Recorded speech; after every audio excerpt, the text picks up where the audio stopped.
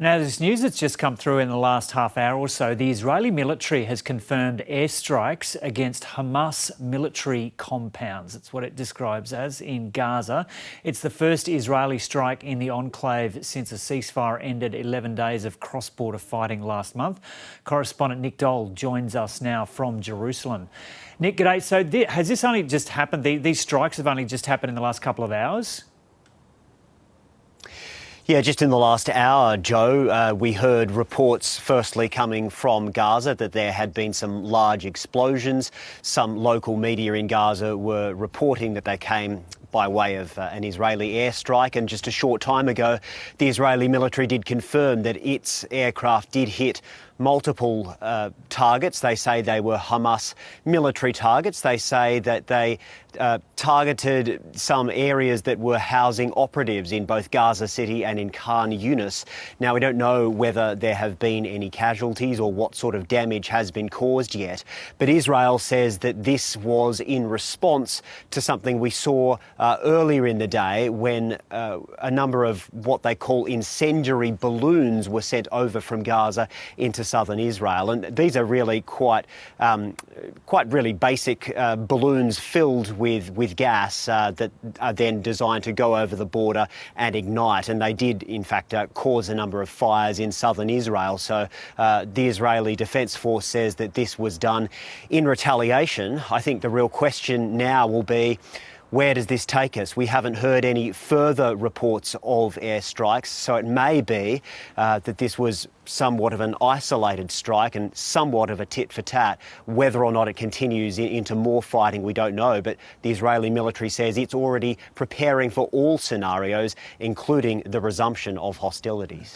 And Nick, I'll get you to put it in a political context shortly, because there's just been that change of government in Israel. But firstly, just put it in the context of what's happened in Gaza and southern Israel over the last several months with that flare-up of the fighting and hundreds of people dying. Well, yes, we saw 11 days of fierce fighting, rockets flying from Gaza, and the weight of the Israeli military bearing down on Gaza. About 250 Palestinians lost their lives, and here in Israel, 12 people lost their lives. There were a range of factors leading to it, but some of the key ones were the threat of Palestinians being forced from their homes in East Jerusalem. Some of the conflict we saw just behind me around the old city, where Israeli police raided the Al-Aqsa mosque compound. And we've seen just in the last few hours, Joe, a huge protest held here at the old city. Far-right Israeli protesters turned up. They were waving flags and chanting. Some of them were even chanting "Death to Arabs," and they gathered outside the old city walls near the Muslim Quarter. Now, Hamas had said that if this event went ahead, it would be seen as a provocation. Now, the Israeli authorities did stop those protesters from going through the Muslim Quarter, but it was still seen by Palestinians as being very provocative, and that is what led to these balloons being launched, and that sparked this all off again. Yeah, and Nick, you mentioned there that 11 days of fighting where hundreds of people died. When that ceasefire was reached, what were the terms of the ceasefire, or why did they agree to stop fighting at that point?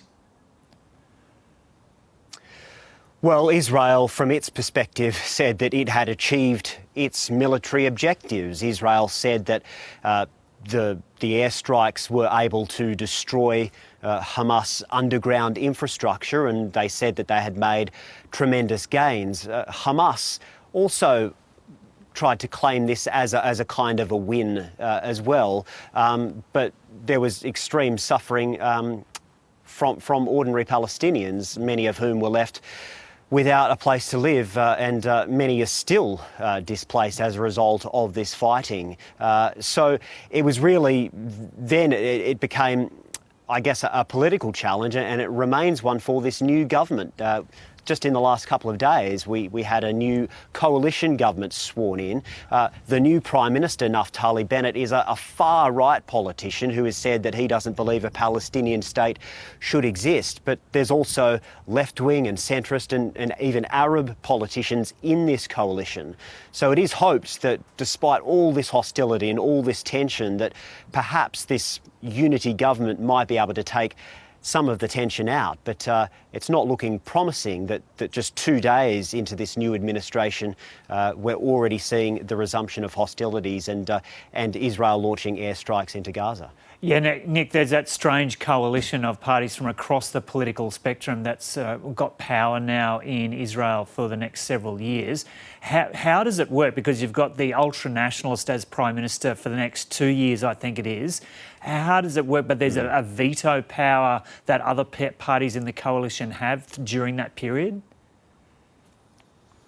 Well, I mean, yes, no one is sure, or no one can say with any confidence that this coalition will last. But yes, the idea is that this far-right politician, Naftali Bennett, will be the Prime Minister for 2 years.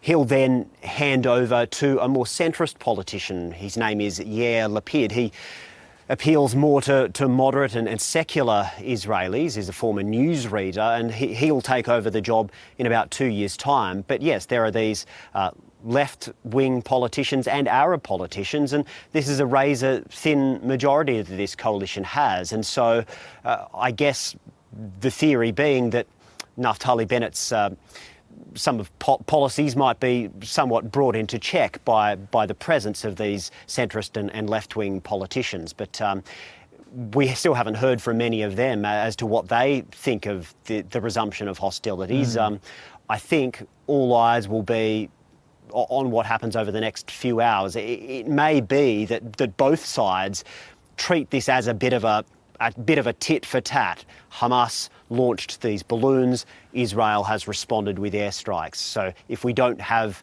any further strikes in the coming hours, or certainly no more strikes tomorrow, it may be that we return to a sort of ceasefire. But yeah, it only lasted just under 4 weeks. Yeah. OK, Nick Doyle reporting there from Jerusalem.